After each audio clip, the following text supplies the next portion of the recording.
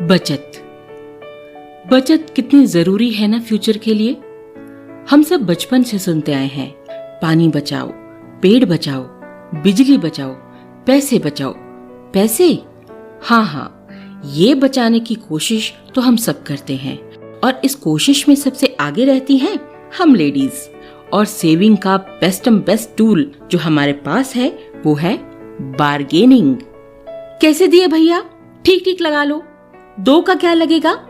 ये हमारे day to day life में यूज होने वाले पेट वर्ड्स हैं। आप ये तो नहीं सोच रहे कि मैं आज आपको बार्गेनिंग के नए नए तरीके बताने वाली हूँ? जी नहीं, बिल्कुल नहीं।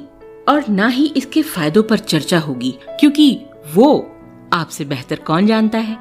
और ना ही मैं बात करूंगी इसके नुकसान की, क्योंकि नुकसान तो शायद इसका कोई है ही नहीं। यूं ही आज बैठे बैठे ख्याल आया कि क्या सचमुच इसका कोई नुकसान नहीं है? कोई भी? टिक टिक टिक टिक टिक। सब्जी वाले की आवाज सुन के सोसाइटी की 3-4 महिलाएं सब्जी वाले को घेर के खड़ी हो गई। भैया, ये गोभी कैसे? जी 100 रुपए किलो। शिमला 80 रुपए किलो।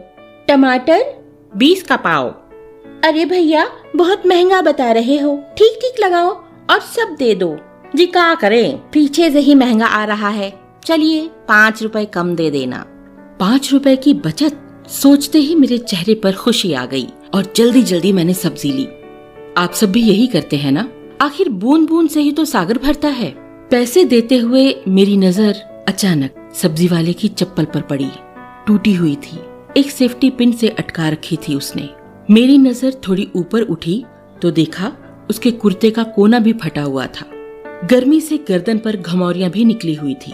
पैसे देते देते मेरे हाथ अचानक से रुक गए। अगर हम उसे 5 रुपए या 10 रुपए कम ना दें तो शायद कल उसके पैरों में नई चप्पल हो, अपनी शर्ट सिलवा सकेगा वो, घमौरियों के लिए कोई कूल टेल्क खरीद सकेगा। कल रात मेहमान आए थे हमारे घर पर, खाना होटल से मंगवाया था। 35 रुपए की एक रोटी पर किसी ने उफ भी नहीं किया।